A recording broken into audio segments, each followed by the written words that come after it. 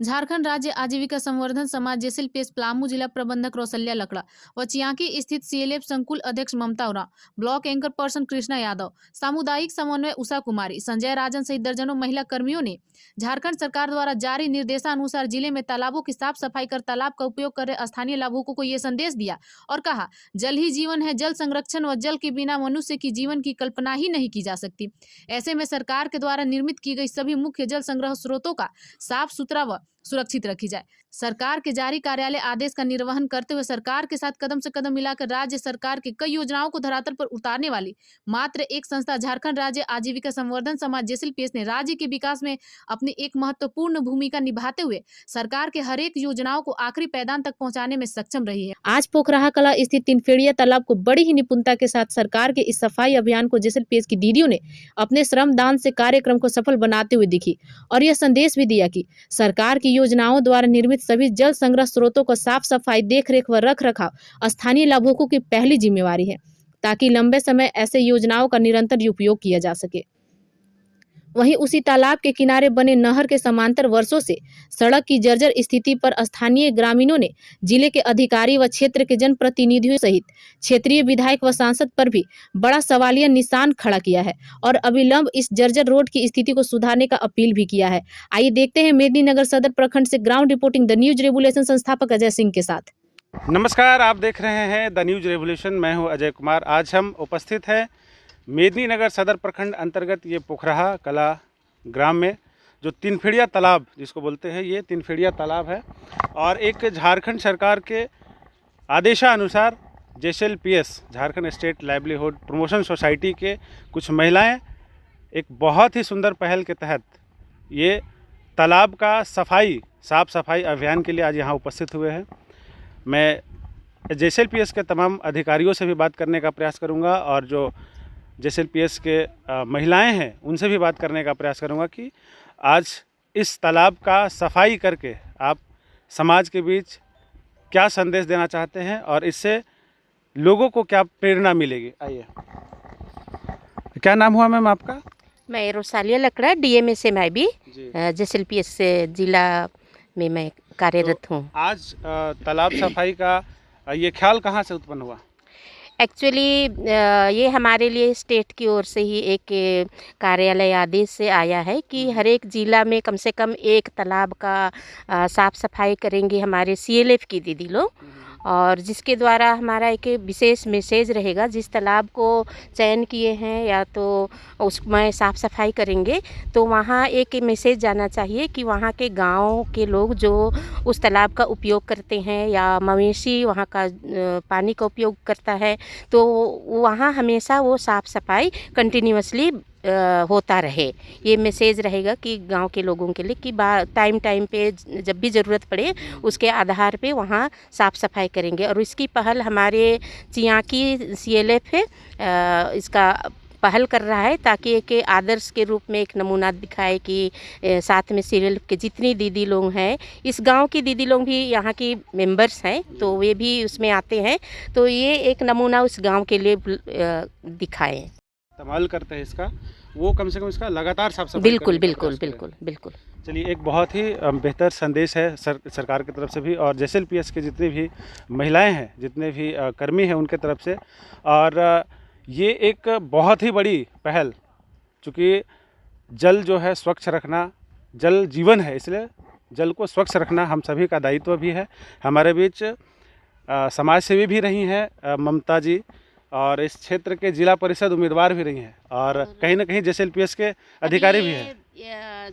CLF है हमारा, Chianki CLF की अध्यक्ष हैं। अच्छा, चियांकी सीएलएफ जो है उनका अध्यक्ष भी हैं। मैं उनसे भी जानने का प्रयास करूंगा कि ये पहल क्यों और इसका संदेश क्या है समाज के अंदर। सभी को दीदी भैया को झारखंडी जोहार। मेरा नाम हुआ ममता देवी और मैं चियांकी क्लस्टर के अध्यक्ष हूँ। हमारे गांव में चयन किया गया है तालाब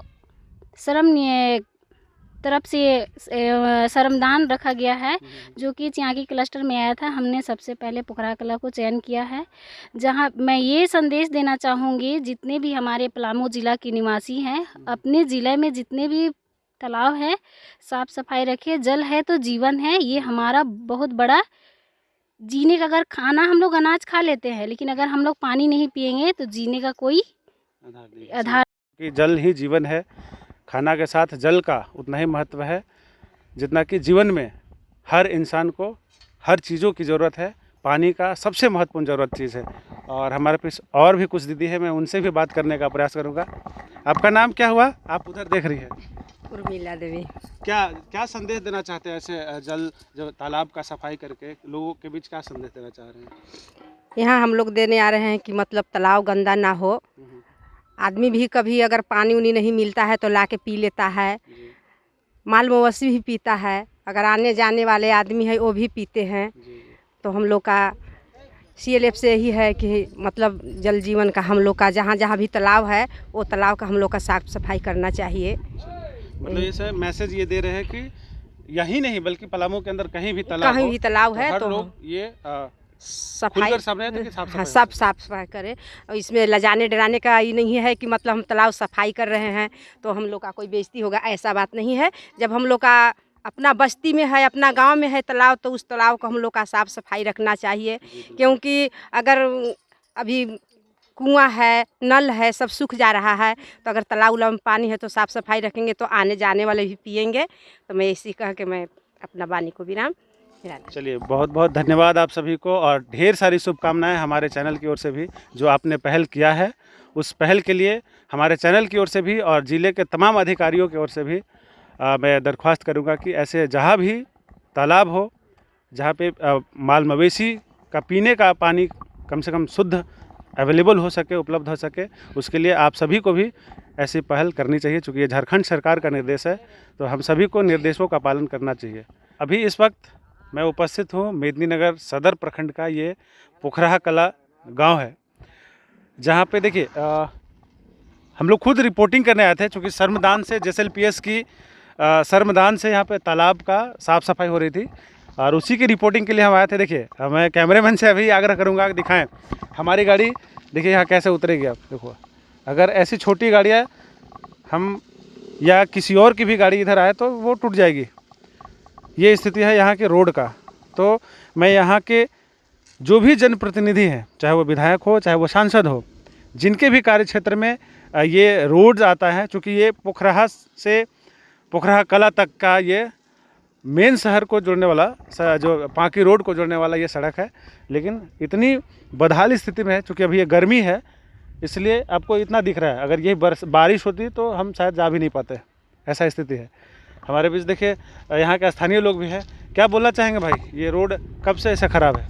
बहुत साल से ख़राब है रोड। अभी तक मुखिया भी अभी तक नहीं करते हैं, ये सब बोलते हैं, बहुत बोले हैं उनको भी। अच्छा, तो मुखिया भी यहीं के हैं? हाँ, मुखिया भी यहीं के हैं, काले पोखराया के हैं, लेकिन उनका भी कोई ध्यान नहीं। उनका भी कोई ध्यान नहीं है अभी। का कही थी ये रोड ऐसे खराब बा तो आवे जावे में तो दिक्कत हुई थी? बहुत दिक्कत है, आने जाने की दिक्कत है, सब बच्चा लोग की भी दिक्कत है, रोड में गाड़ी चल रहा है उसका दिक्कत है। स्कूल बस भी ऐसे ही आवला? ऐसे ही आवला हन, सब में जाए में बहुत दिक्कत लागल हन कि कैसे जाऊँ। अपने चैनल के माध्यम से दरख्वास्त करूँगा, चूँकि ये देखिए पोखराहा से लेके पोखराहा कला तक अप्रोक्स हमको लगता है कि 4 से 5 किलोमीटर तक का ये दूरी तय करके लोग पांकी रोड में जाते हैं। डाल्टनगंज के लिए यही मेन रोड है। और अगर देखा जाए तो अगर इसके बनने से, अगर ये बन जाए तो ये कम से कम जो डाल्टनगंज लोग जाते हैं वो 2 किलोमीटर की दूरी कम हो जाएगी। हमारे बीच देखिए सुनील जी उपस्थित हैं, मैं इनसे भी जानने का प्रयास करूँगा क्या संदेश देना चाहेंगे यहाँ के नेताओं को, यहाँ के जो भी अधिकारी हैं उनको क्या आप रिक्वेस्ट करेंगे? सबसे पहले आपका धन्यवाद द न्यूज रेवोल्यूशन को, चूँकि आप गांव-गांव जाकर अच्छा बेहतरीन काम कर रहे हैं, लोगों तक संदेश पहुंचा रहे हैं। और ये हमारा गांव है, जन्मभूमि है। हम भी लगातार इस रोड को देख रहे हैं लगभग 10 वर्षों से। सूखा जब होता है, अभी जब गर्मी है तो ठीक ठाक है। आप सोचिए बरसात में ये केवाल मिट्टी है, कोई गाड़ी नहीं चल पाती है। अभी तो ठीक है, काम चलता है, लेकिन बाई लक अगर किसी का तबीयत ख़राब होता है, शहर नज़दीक है यहाँ से मेदिनीनगर, लेकिन रास्ता ख़राब होने के चलते किसी का प्राण जा सकता है। ये हमारे जनप्रतिनिधियों का, जो हमारे इस क्षेत्र के विधायक हैं, सांसद हैं, ये सदर प्रखंड का क्षेत्र है। सोचिए जो दूर होता होगा क्षेत्र, बंडरिया बड़गढ़ है, उसका क्या हाल है हम नहीं बता सकते हैं, लेकिन जब सदर प्रखंड के 7 किलोमीटर बगल में ये हाल है तो हम उम्मीद क्या कर सकते हैं हमारे जनप्रतिनिधियों से, हमारे आने वाले जो MLA MP हैं। मैं निवेदन करता हूं कि ये छोटी छोटी मूलभूत समस्याएं हैं, उनको ठीक करनी चाहिए। तब जाके आप कल वोट मांगने आएंगे, अन्यथा वोट आप आते हैं मांगने और चले जाते हैं। कहीं ना कहीं जनता के अंदर रोष है, वो रोष दिखा नहीं पाती है, लेकिन वो कहीं ना कहीं दिखेगा आपको फिर। इसीलिए आप सुधरिए और अच्छा काम कीजिए और जो मूलभूत सुविधाएं हैं उनको दीजिए, ये मेरा कहना है। बिल्कुल बिल्कुल, जो मूलभूत सुविधाएं हैं, जनता की जो मेन समस्या है, जो देखिए चूँकि क्या है कि कोई भी विकास जो है सड़क पे ही निर्भर करती है। अगर सड़क की व्यवस्था अच्छी हो तो लोग जल्द से जल्द, आप कार्यालय जाना हो तो वो पहुंच जाएंगे। मतलब कहीं ना कहीं विकास कार्यों में सड़क भी एक ऐसा माध्यम है जिससे लोग विकास की गति को तेज़ कर सकते हैं। लेकिन ये स्थिति मैंने दिखाता यहाँ से, चूँकि ये 3-4 किलोमीटर लंबा है, लेकिन सब जगह ऐसे ही गड्ढे हैं, जो पूरे गड्ढे यहाँ पे ऐसे ही दिखेगा आपको। तो मैं उन अधिकारियों से अपने चैनल के माध्यम से दरख्वास्त करूँगा कि आप एटलीस्ट इसको देखें, चूँकि 10 वर्षों से, आज से नहीं, ये 10 वर्षों से, और ये रास्ते से हमको लगता है कि नहीं पे भी तो 5000 ऐसे घर होंगे यहाँ पे जो इस रास्ते का सफ़र करते हैं, आना जाना करते हैं। इससे पहले ये अच्छा था, जब ये नहर बनी तो नहर के दौरान कोड़ दिया लोग। इससे पहले अच्छा था, मोरम एकदम पूरा जमा हुआ मोरम था, अच्छा था। लेकिन नहर बनने के बाद हम लोग अपील भी किए नहर वालों से कि आप ऐसा करके जा रहे हैं, ठीक करते, वो ठीक कर देंगे। हम लोग सेंट्रल गवर्नमेंट से हैं, वो धौंस दिखाए, लेकिन हुआ नहीं और स्थिति बदतर है। ये आपके सामने है, ये पूरा यहाँ से वहाँ तक है, ये पूरा 4 किलोमीटर रोड का ये स्थिति है। मैं पुनः अपने चैनल के माध्यम से यहाँ के अधिकारियों से और जनप्रतिनिधियों से दरख्वास्त करूँगा कि गरीब का जो माध्यम है विकास की गति को तेज़ करने का, इसी से कुछ बच्चे जो है, स्कूल बच्चे भी आते हैं। आप बताइए, हमारी गाड़ी जब आने में इतनी दिक्कत हो रही थी, तो वो जो ऑटोज़ होंगे वो कितनी दिक्कत होता होगा उनको, आप समझ सकते हैं। हमारे चैनल के साथ यूँ ही लगातार बने रहिए। मैं अजय सिंह, कैमरामैन धर्मेंद्र के साथ, द न्यूज़ रेवोल्यूशन के लिए। अरे सोहन, कहाँ जा रहे हो? कहीं नहीं, मजदूरी करने जा रहा हूँ। कोई ढंग का काम है नहीं जो कर सकूं, जिसे थोड़ी मैं भी तरक्की करके पैरों पर खड़ा हो सकूं। अरे सोहन भाई, मजदूरी करने से कुछ नहीं होगा।